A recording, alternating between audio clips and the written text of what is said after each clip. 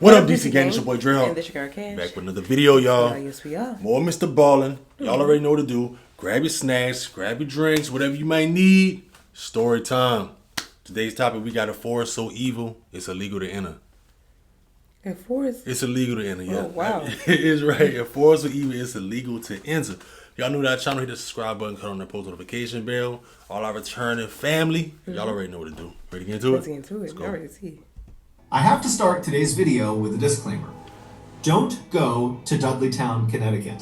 This is not a prank, it's not a stunt, it's not clickbait. It's the truth. I'm confident that at the end of this video, there are going to be people that want to go. Exactly. Don't do it. One, it's illegal to go to Dudleytown. It's private property. And two, as you'll see in today's video, there is a reason why people abandoned Dudleytown. It is not a safe place for people. But before we get into the story about Dudleytown, if you're a fan of the strange, dark, and mysterious delivered in story format, then you've come to the right place because that's all we do, and we upload once a week. So, if that's of interest to you, the next time the like button is playing an intense game of online FIFA, wait until they get the lead and then unplug their Wi-Fi. Also, please subscribe to our channel and turn on all notifications so you don't miss any of our weekly uploads. Okay, let's get into today's story.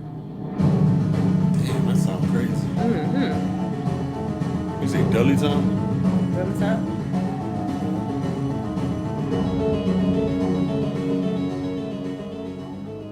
It was a bright summer day in 1906, and Dr. William C. Clark and his wife Harriet were driving slowly through a beautiful part of northwestern Connecticut called Litchfield County.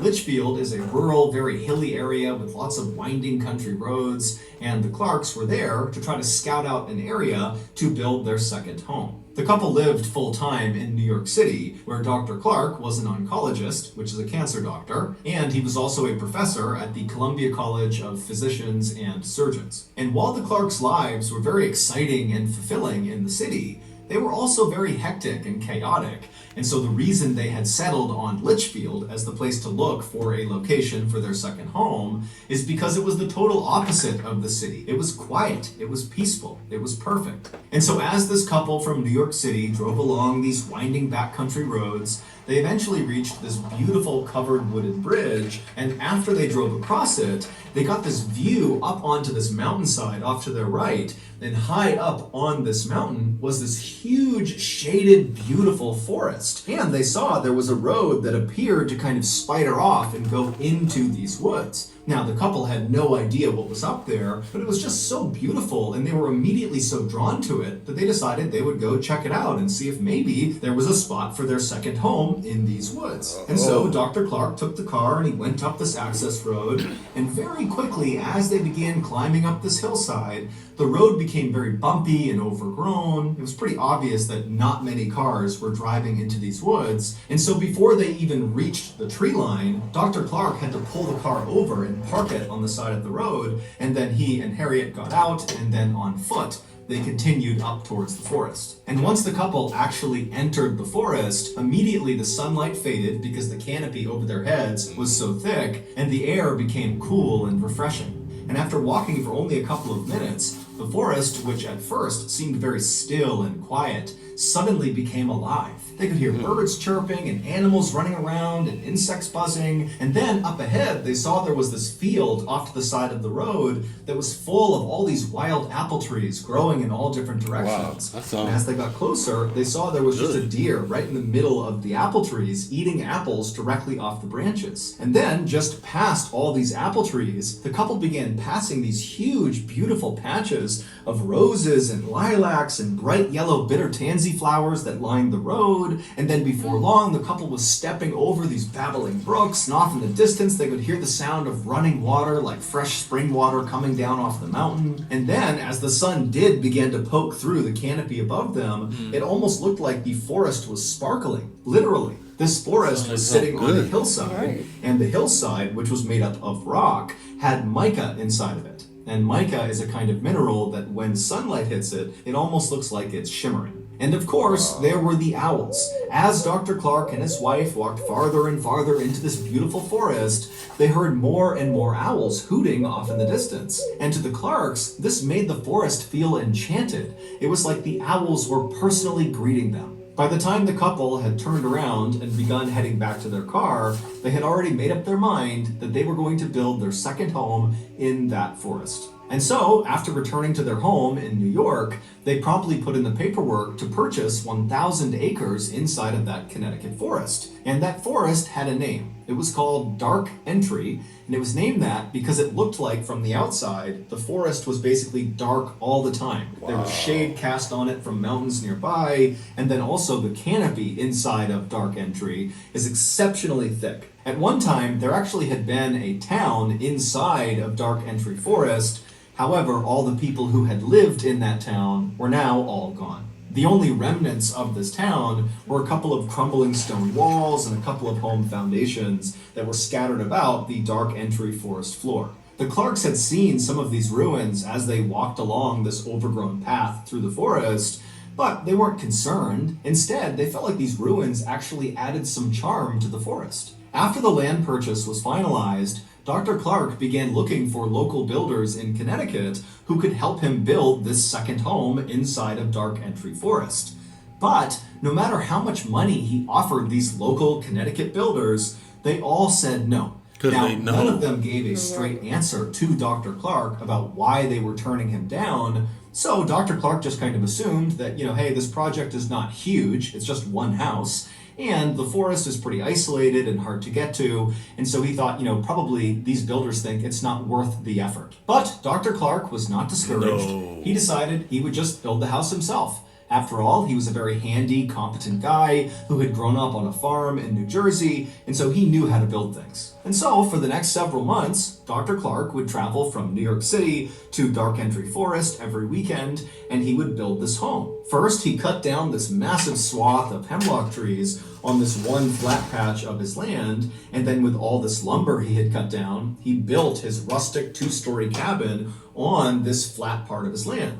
And then nearby on this hilltop, there was a freshwater spring at the top, and so he laid piping from the spring into his cabin so they could have fresh water. And then at the bottom... Things, how do you just think you're just the only one? Right. Y'all just the only one ever seen that and wanted to, just be there and build something there. I wouldn't even want to do. And everybody was saying no. No, so it had to be a reason. Someone would have clicked in our mind and be like, it got to be something. Ain't no way. Everything is beautiful and... Nothing? Yeah, come on now. He laid piping from the spring into his cabin so they could have fresh water. And then at the bottom of this nearby hill was this brook, and Dr. Clark loved just standing and watching this brook because inside of it were all these trout that would dart all around. And so Dr. Clark built a swimming pool with beautiful mossy embankments right up against this brook so he could sit there and watch the fish. By Thanksgiving of that year, the cabin was done, and so Dr. Clark and his wife Harriet, they stayed at the cabin to celebrate the holiday. And as they were sitting in their swimming pool, watching the trout and listening to the owls hoot off in the distance, they both agreed that this second home was like their little piece of heaven. So, every summer from there on out, and every major holiday that they could manage it, the Clarks would travel to their home in Dark Entry Forest, and they would swim and hike and relax, and they'd watch the leaves on the mountainside turn from green to bright yellows and oranges and reds. Wow. It was perfect. Yeah. That is, until 1918. That summer, the couple was in their second home in the forest when Dr. Clark was suddenly called back to New York to attend to a medical emergency. Harriet was very upset at the prospect of suddenly being left alone in this cabin in the middle of the forest by herself for who knows how many days. And so when she dropped her husband off at the nearby train platform, she made him promise that he would come back soon. And he said he would. And then Dr. Clark got on the train and took off, and Harriet just stood there with her arms crossed, watching it as it chugged along off into the distance. From his comfortable seat on that train, Dr. Clark had no idea that his wife was about to endure a nightmare while he was gone. Oh, man. Oh, man. All right. Boy, oh boy. When the Clarks bought their 1,000 acres in the Dark Entry Forest, they did virtually no research on the forest or the surrounding area. None. If they had, they very likely would not have purchased that land. You see, the town that used to be inside of the Dark Entry Forest, that was now just ruins that the Clarks saw when they first walked around inside of the forest, was abandoned for a very specific reason. It was cursed. At least that's what the locals say. And in fact, that was the reason why no builders in the area were willing to go with Had to Dr. be a Clark reason. into the forest to go build his house, because they were too scared to go anywhere near the ruins of this cursed town. This town, which was known as Dudleytown, was first settled sometime in the 1740s. At first, it was just a couple of people and a couple of small structures, but pretty quickly, 30 families had moved in, and it was a thriving little town. But as the 1700s came to a close, terrible things began to happen to residents of this town. First, there was the Carter family. They moved to Dudleytown in 1759, and shortly after arriving there, 6 members of their family all died suddenly from cholera. The remaining branch of the Carter family was so grief-stricken from their losses that they left Dudleytown and went to New York, where they resettled. But almost immediately after getting set up there, Native Americans raided their property and massacred them, and the 3 people that survived this massacre were 3 of the kids, and they were all kidnapped and taken away. In 1792, a Dudley resident named Hollister died suddenly. Now, we don't know if he fell off a roof or if he was murdered, no one really knows, but what we can agree on is that his untimely death happened in the home of a man named Tanner. And Tanner, following Hollister's death, suddenly just began obsessively talking about these strange creatures he was seeing out in the woods at night, kind of roaming around the Dark Entry Forest. And he talked about it all the time, and nobody listened to him. And eventually, Tanner went insane, and his daughter had to care for him for the rest of his life. And while Tanner was slowly losing his mind, his next-door neighbor, named Abel, also began reporting that he was seeing weird creatures roaming around the tree line all around the town. And as Abel continued to report seeing these strange creatures lurking in the shadows, he too slowly went mad and had to be cared for until his death. In the early 1800s, a famous Revolutionary War hero, General Herman Swift, who lived in Dudleytown, lost his mind shortly after his wife was struck by lightning. And then in 1813, an unknown epidemic rolled through Dudleytown and killed many of its residents. After that, more and more residents of Dudleytown either died suddenly or died mysteriously, and also more and more residents began coming forward with stories about having seen these strange, shadowy creatures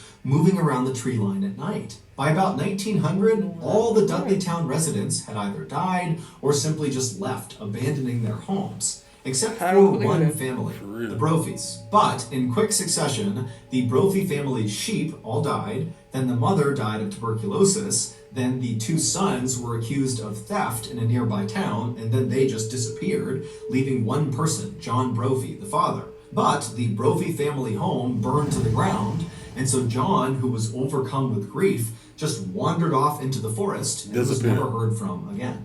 At that point, Dudleytown officially became a ghost town. No one lived there. And it was at that point, in 1906, when Dr. Clark and Harriet had their beautiful summer's day walk through the forest and discovered where they wanted to build their second home. So, fast forward back to 1918, and Dr. Clark, he's on his medical emergency leave to New York. It winds up being very quick. He's back on a train within 36 hours, and he pulls into the station right near Dark Entry Forest, and he's expecting to see Harriet waiting on the platform for him. But when the train rolled into the station, she wasn't there. Now, Dr. Clark was not a superstitious person, but for some reason, when he didn't see his wife there, he just felt like something was off. There's no reason she wouldn't have come out here to greet him. She was worried about being all alone in the cabin, and she knew he was going to be arriving at that moment. And so, feeling a little bit panicked, Dr. Clark left the train station and on foot made his way over to the Dark Entry Forest. And when he got there and began walking on that overgrown road path that led to his house, immediately, as soon as he was within the shade of the trees, he began hearing these owls hooting very loudly off in the distance.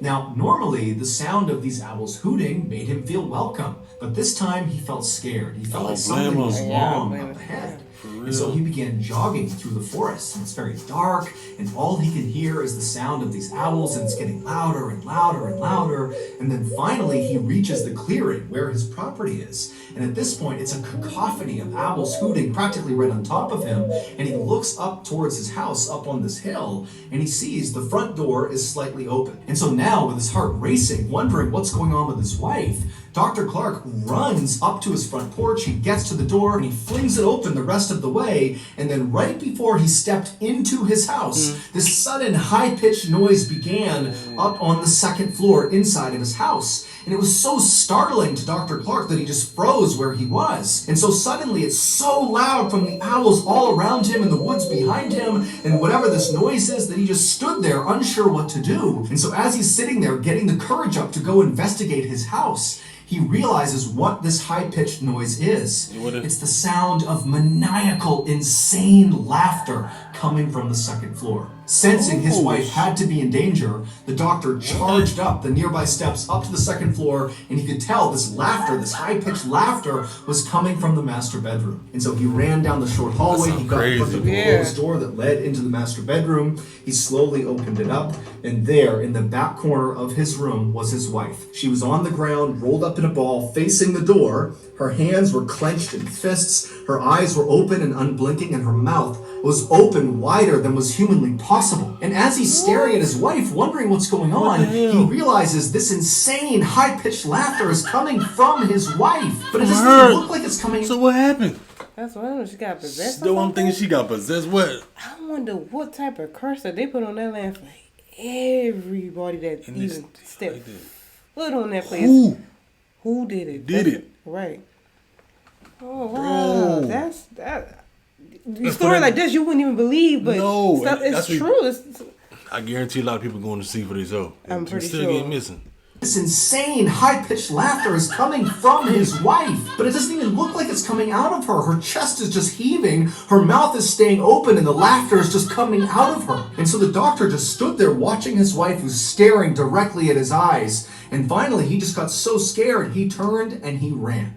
During Dr. Clark's 36 hours he was away in New York, something happened to his wife. We don't know what it was, but it caused her to lose her mind. She did The that. only thing she would talk about was the strange creatures she saw out in the forest. By some accounts, Harriet spent the rest of her life in a mental asylum. By other accounts, she went back with Dr. Clark to New York, where she took her life. Today, Dudleytown is not only still abandoned, but it is also illegal to visit. However, people do still sneak into Dudleytown and walk around the ruins, and many of them have reported feeling these pockets of cold air where there shouldn't be cold air, and also some others have said as they've been walking, they've felt phantom hands slap them and push them. Some have said they've taken photographs inside of the Dark Entry Forest near Dudleytown, and they've captured strange, shadowy figures that they couldn't see with their naked eye. The famous paranormal couple, Ed and Lorraine Warren, shot a special series in the 1970s inside of the Dark Entry Forest, and they declared the area around Dudleytown was demonically possessed. It looked crazy. Right.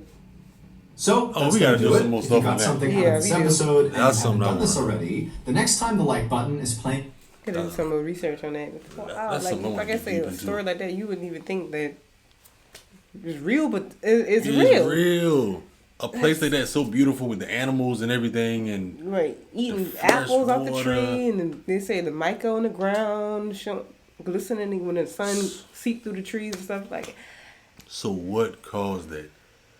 What made that? Caused that? Right, What are the creatures? What? right. Caused I that got so land many to be questions. cursed. I don't know. Do they have any documentaries? Right. Anything about this? Like when you say don't go to a place that make you really want to go. That make you like want to go. Kind of like you want to go. But just it's to, like, it's do you illegal. really want to go? But it's like you want to go, but it's like, damn, I don't want to You go really and wanna get cursed. But I don't know. Go to, That's crazy. Like how all of that happened. and it used to be like I a see why city those and builders everything. said but I think the builders should have told them like this, Something, right? Yeah, should have told them like, this is the reason why we're not going to do it over here. Let you all know that Something happened. It was a whole thing way here before y'all. Yeah. And now it's nothing here. No, He went ahead and built it on his own. Because he thought it was a nice place. You, I mean, just it, the only one there. you Y'all tell just the only ones. right? I mean, I don't know. Hey, y'all be the judge, man. Let us know how y'all feel about this video. For so evil is so illegal to enter. If y'all ever been that way, close by it, anything, how does it look? Just let us know some info down below in the comment section.